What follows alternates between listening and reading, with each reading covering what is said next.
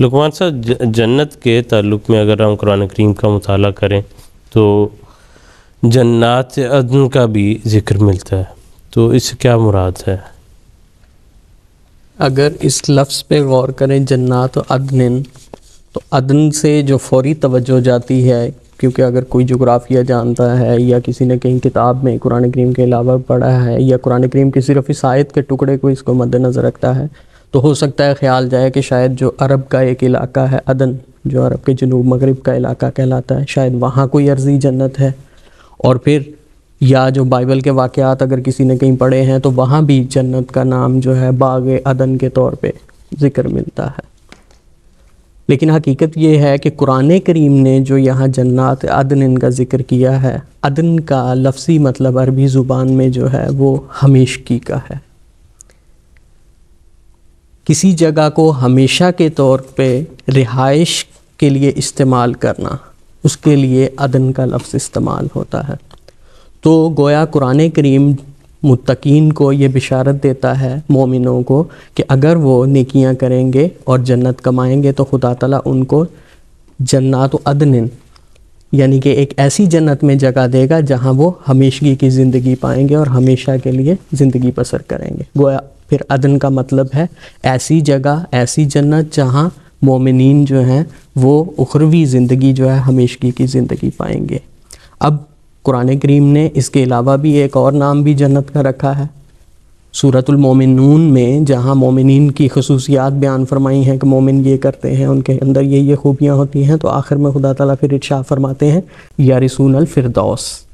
اب وہاں جنت کا نام فردوس آ گیا ہے، اور وہ عربی زبان کی یہ خاصیت ہے کہ عربی زبان جب بھی کسی چیز کو کوئی نام دیتی ہے تو اس کی خصوصیات کی وجہ سے دیتی ہے۔ یہاں عدن دے دیا کہ ہمیشگی کی زندگی کی طرف اشارہ کر دیا، اور وہاں جنت کو فردوس کا نام دے دیا، اور حدیث میں بھی ایک ذکر ملتا ہے اس کا کہ خدا تعالیٰ جو سب سے اعلیٰ درجہ ہے جنات میں مختلف مدارج میں وہ فردوس کا ہے، اور فردوس کا مطلب ہے کہ ایسی جنت، ایسی جگہ جہاں تمام خصوصیات، تمام جو نعما ہیں وہ شامل ہوں گی۔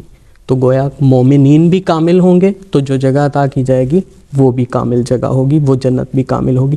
اسی طرح جنات عدن سے مراد یہ ہے کہ خدا تعالیٰ ان کو ہمیشہ کے رہنے کے لیے ایک جگہ عطا فرمائے گا۔ جزاکم اللہ لقمان صاحب۔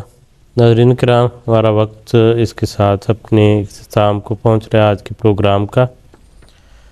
ابھی جنت اور اس کی ہمیشگی، اس کی نعمتوں کا ذکر ہو رہا تھا۔ سیدنا حضرت اقدس مسیح موعود علیہ السلام نے ملفوظات میں ریکارڈڈ ہے حضور کی یہ بات، جنات کی جو لذات ہیں اور جو نعمتیں ہیں ان کے تعلق میں ایک بہت ہی لطیف بات بیان فرمائی ہے، اس کو آخر پر آپ کے ساتھ شیئر کرنا چاہتا ہوں۔ حضور نے فرمایا کہ اور سب سے بڑھ کر جو لذت ہے وہ یہ ہے کہ اللہ تعالیٰ کا دیدار ہوگا، مگر دیدار الہی کے لیے یہ ضروری ہے کہ یہاں ہی سے تیاری ہو، اور اس کے دیکھنے کے لیے یہاں ہی سے انسان آنکھیں لے جاوے۔ جو شخص یہاں تیاری کر کے نہ جاوے گا وہ وہاں محروم رہے گا۔